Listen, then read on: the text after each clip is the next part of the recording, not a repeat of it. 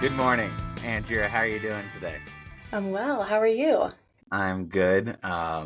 Been a good week so far. At least at the time of this recording, the Braves are in the playoffs, and I was able to attend the game last night, so I'm coming off a little bit of a high.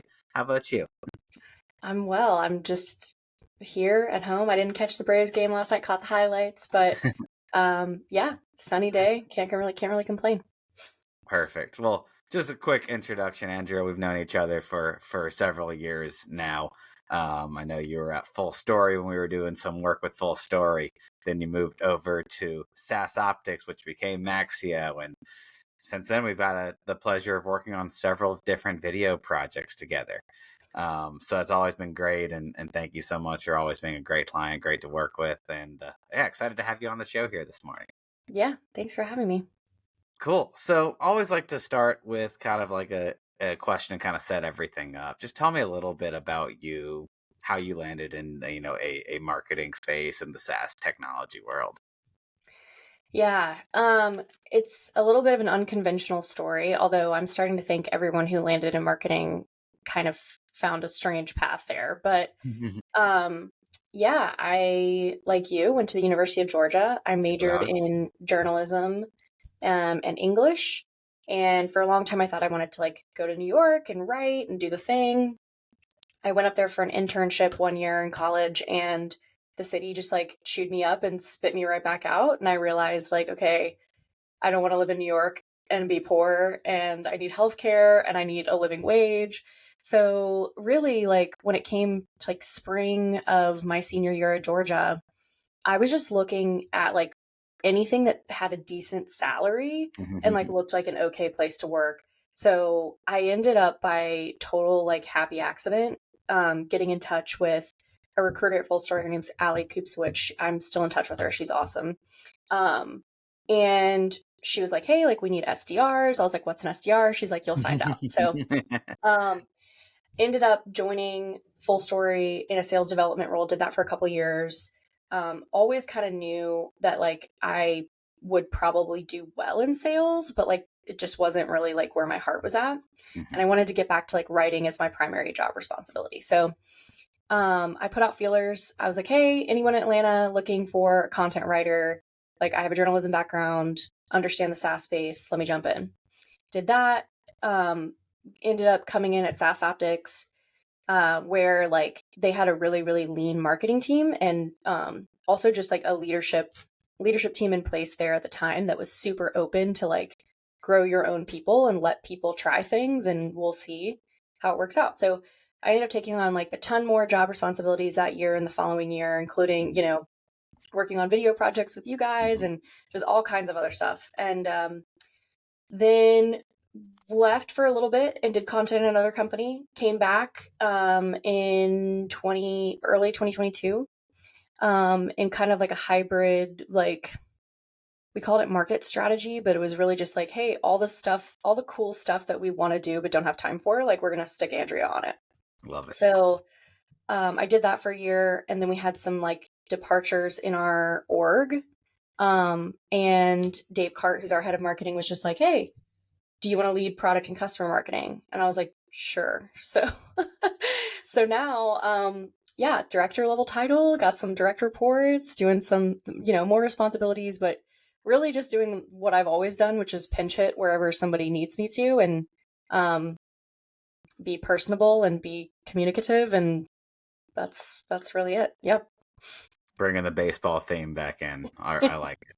I want to go back to one of the things you said at the very beginning. There is that you started in the sales role, you moved into the marketing role, and then, I think that's really interesting because I read a lot of content and on LinkedIn and other different platforms, and that's what a lot of people are saying. They're like, hey, if you have experience and you know how hard the SDR, the BDR role is, that might make your life easier as a marketer because you understand what these people need and how hard their jobs are. And they're the ones, who are, on the battlefield, essentially driving revenue. So I kind of want to ask you about that. Have you seen that experience, that your role in the SDR, your experience as an SDR has helped you as a marketer? Absolutely. I stand by this. There's no job in a SaaS company that's harder than being an SDR.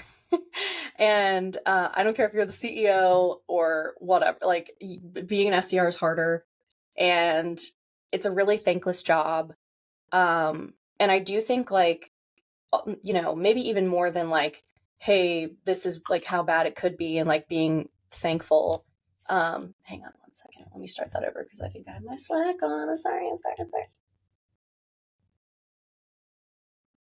All good. Pause for an hour. Okay. Where was I? Oh, so yeah, I mean, I think even more than like having done the hard work of being an SDR is like once you're on the other side of it in marketing, salespeople tend to respect you more if you've done the job that they're doing. So, there's that age old like kind of sales and marketing feud. I that gives me the ick. Like I hate to feel like people are like pitted against each other in a company and but yeah, I mean, it's true. Like it's just true that the, SDR job is probably the hardest and having done that for at least a couple years, like just gains you respect amongst your sales team that it's really hard to build if you don't have that firsthand experience. Yeah, that makes sense. And then, I mean, I guess when, in the role at Maxio now, like, do you think your team understands that you have had that role before? Oh yeah. No, we talk about yeah. Our VP of Sales, Will Ibsen, and our Director of Business Development, Tyler Gurka, they both know are very well aware, and I'll like float over to like where the SDRs sit sometimes and be like listening and trying to like coach, and Tyler's like, please, Andrea, stop, like let me do my job. And I'm like, oh, okay. But I don't know. I just really feel for the plight of BDRs and I mean the full cycle salespeople as well, of course. But like, uh, I feel less bad for them because they're bringing home some sizable. Yeah. So I don't know. They know, yeah, but they're very aware, and I try to lead with that. Like anytime I introduce myself to a new sales team member at Maxio, is like, hey, like, I have direct sales experience. Like I've been in seat. I get it. It's been a few years, so I'm sure a couple things have changed. But like, you know, I I'm here to like help you and enable you, and that's the goal here. That is the goal, right? So how do you do that? What's your day to day? Like, what is the type of content or yeah, any type of marketing sort of operations that you're running right now? Yeah. So I really think of like product marketing as being the like uh industry brain behind the marketing arm of the business. So like to me, product marketing is like, why are we here? Content marketing is like, what do we need to say to people? And then like all the different channels that you can activate that in, whether that's paid digital, that's your SDRs on the phone, that's your website, that's your explainer videos, whatever it is like okay, how do we need to say that in order to like connect with the Mm-hmm. buyer? Yep. So I spend a ton of time listening to gong calls. I try to spend a lot of time doing like actual customer interviews. Um, and then just doing like a ton of market research on who are the players in the space, like what is going on with the people that we're trying to better serve in the B2B community. I Mm-hmm. spend a ton of time in Winter, which is a great tool for doing like quick and dirty market research. Hmm. And I'm pretty active on social, like, so, and then also like just a network of like influencers and folks who've like been in seat in finance roles or been early stage startup CEOs, founders Mm-hmm. who've had to like stand up the foundation of like financial foundation of their business, um to like really kind of get that firsthand experience. And I think that comes from being an SDR, right? Of like being willing to like talk to people and listen. It also comes from journalism schools. Like I think the one skill I learned in journalism school was like how to interview people Mm-hmm. and how to talk to people, how not to be afraid to like talk to people. Mm-hmm. So I spent a lot of time in kind of like info gathering mode. And then I spent a lot of time like translating that into, or helping our team translate that into different assets that we use along various stages of the buyer journey, right? So whether that's the website copy that we're writing, the SDR cadences, our first call pitch deck, like whatever it is, I will kind of help make sure that the story we're telling and the value props we're presenting and the challenges that we're understanding align with what the reality is for our buyers. I love it. And I mean, we keep going back to you being an SDR, but like I'm hearing all these things, right? You're helping write the content for the SDRs. You're listening to gong calls that I have to assume are with SDRs or other, people in sales. So you've really got yourself intertwined in the sales role as a marketer. And I think that's really interesting and really honestly not something that I hear all the time on these interviews. Yeah, I mean, so marketing is weird, right? There's like a lot of different kinds of marketers. There's like people who are really good at a specific skill. So like when I think about like demand gen people, I mean, not always, but oftentimes they're like really deep in paid and like they like understand the ad world, they understand like cost optimization, they understand that. Mm-hmm. And then there's people who are like really big on brand, like JD, huge on brand, has a great visual eye, like just gets it. Yeah. And then there are people who are just like little journalists, basically, like little information sponges that like run around and like, okay, here, like, and that's product marketing to me, is like you kind of are more embedded with like the buyer than you are with like any specific skill set within marketing. So I don't know. I mean, and that's not to say that there aren't like demand gen people who are like deeply embedded with their buyers and like understand that, but it's just it's a little different in terms of like the skills that people usually bring to the table. No, it makes so much sense. And I think that's so interesting because, like, for example, take the example, like if you were in marketing at Full Story and then you moved to marketing over at Maxio, you're learning two totally different kinds of buyers, versus if you're in demand gen or, advertising and you go from Full Story to Maxio. Yes, there is going to be differences. There's always going to be differences. There's going to be difference in the operation of the organization, who you're targeting, but ultimately you still kind of have those same metrics that you're going after, and you're probably running a lot of those same sort of campaigns and everything like that. So Yeah, I just think absolutely. it's interesting, right? Yeah, which is why too, like I think product marketers are probably more likely to like kind of get into a specific subvertical where like if you're a product marketer and you've always worked for solutions that market to other marketing people, you're probably going to stay there because like you understand marketing people, you are a marketer. Or if you're like a sales tech product marketer, like, so I think some people you just like kind of carve out a space. Like to me, I mean, knock on wood, I don't want to be like closed off to any future possibilities, but I probably will stay in like the finance tech space just because like that's the value I bring to an organization is like I deeply understand the finance buyer. Yep. And there's a lot of different things finance buyers need to be successful. So whether it's Maxio or another place that, is empowering finance leaders to, be awesome, then that's the skill set that I bring from company to company, not necessarily like experience with any like specific medium or channel. Yeah, totally makes sense. But on that note, I always like to ask, like, what are some of the, whether it is mediums or channels or just types of content, what are the two things you're doing, or what are some of the things you're doing that you would say are sort of innovative or interesting or kind of pushing the boundaries in the marketing world? Yeah, so I'll give like two examples, like one current and one kind of previous. So currently we are creating a lot of interactive product tours. So we use Toriel. We looked at a few other vendors, I think.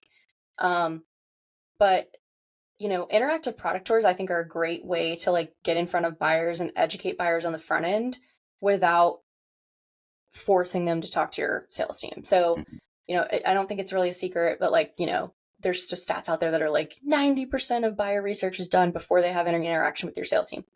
I believe that wholeheartedly. And I think a lot of times like gating content or like gating access to information is like really shooting yourself in the foot. I know why people do it. They don't want their competitors to get their hands on their materials. But like, to me, it's like the cost of like in-market buyers just not being able to understand what you're doing and then be like, all right, I'm just going to move on. Way greater than like, the benefit of like, oh, I'm going to keep our competitive intel stuff close to the chest. So, love interactive product tours. We're just starting to like build and deploy these in like various channels, website, email. We actually have them embedded in our product, for like expansion opportunities as well. Cool. But yeah, I think those are cool. I'm like TBD on how well they work. I mean, I have, I think they will work pretty well, but we're still kind of in the early days of deploying those and testing those as like an alternate CTA to like get a demo or do whatever, talk to sales.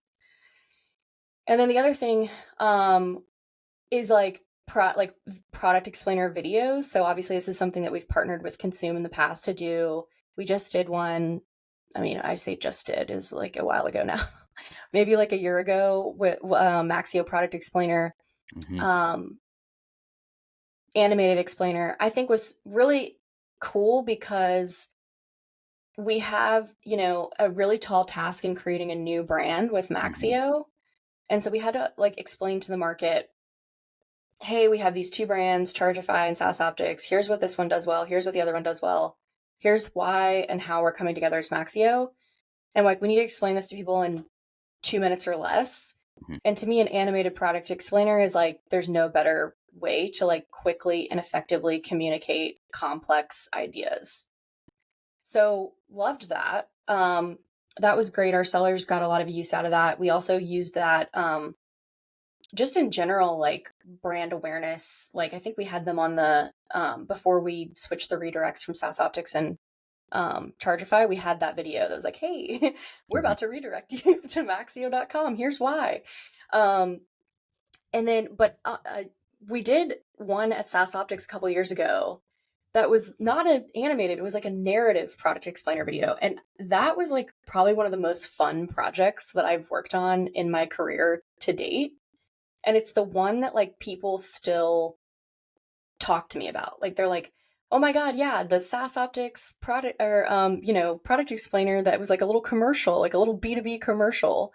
And we likened it to like, it was like Jake from State Farm, but for B2B SaaS. And we like, we hired actors and there was a set and there were, they had wardrobe and makeup and lines and like, it was a very different from what I've seen most B2B companies do, but it was like so fun and so different. And it's really kind of stuck in the minds of the SaaS Optics audience in particular for years. So yeah, like to me, completely invaluable brand investment. Obviously that wasn't like a cheap project to pull off, but like it's one of those things that one was just a blast to do, and then two, it's just left a really, really lasting impression in anyone who's seen it. In their mind. I love both of those videos that you're talking about. First of all, the animated explainer video. I think all the things we've talked about in this conversation kind of gel together into that video where like, obviously our team did, a lot of the scripting, design and animation, everything like that. But you had all different brains from Maxio come in as well. Like you really leading the writing and the customer research and knowing what's going to resonate and giving us feedback there. And then Jadu and Seb really coming from the brand and design perspective, helping obviously create those initial brand guidelines, but also kind of us all working together. So I thought that animated explainer came out nice. It's still one of my favorites because really of your brand. The brand that you guys created, which is so abstract. It's got the Fibonacci sequence going on. We were able to do a lot of fun animation with that. And then the live action video, the live action explainer with the actors. It's funny because, I've made a lot of videos in my career. But like there was a time where, call it like 6 months to a year after we launched that video, and my friends would be like, hey, Leo, what videos have you guys created recently? And I'd be like, check out this one because I loved it so much. It just did such a good job of explaining what SaaS Optics does. Yeah. In such a fun and relatable way. There was humor. There was a story. There was the boss who's angry at the beginning and loves her team at the end. It just had everything. So I love how that video came out. Yeah, no, big fan of both. I'm partial to the narrative one just because I thought that was so different, but the animated explainer, it is really cool. And yeah, I think also kind of giving you guys at that point in our journey the keys to the kingdom with the brand guidelines and being like, hey, like push this a little further and like see what you can do with it, ended up being really, really cool in terms of like what came out of that. And I remember like connecting with Seb afterwards and being like, we got to use some of this stuff. Like, I like these transitions. I like this color. I like this movement. So yeah, so I think it's also good to like sort of give other people creative license to play within the confines of your brand guidelines and kind of see what can happen. Absolutely. Totally love it. Awesome. Andrea, we are getting close to time, so I just want to ask a couple more questions and wrap this up. Sure. First question, just I always like to ask is like my parting ways question, but is there any advice that you would give to somebody who, might be going after a similar career path to you?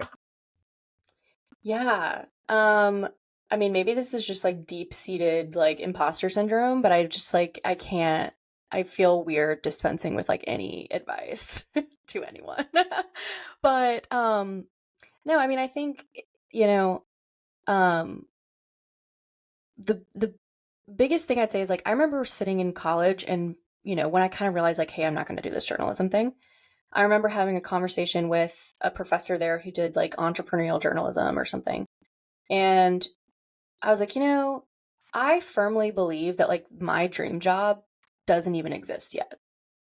And I mean, there were probably product marketers at that time, but not many. And so I was kind of right, like I ended up being absolutely right. And so I think, be open to things coming to you and trying different things and like kind of deviating from the like super prescribed career path, because good things happen when you lean in and just like say yes to things and just play around and see what clicks.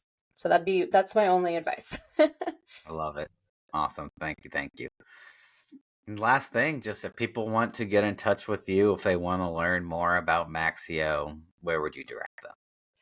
Yep. So you can find me on LinkedIn, Andrea Wunderlich on LinkedIn. You can check out Maxio on LinkedIn as well. It's just at Maxio. And then maxio.com to learn more about how we are helping financial operations go further, go faster. I love it. Andrea, this has been a pleasure. Thanks so much for being on the show. And this has been great. Thank you again. This is awesome. Thanks, Leo.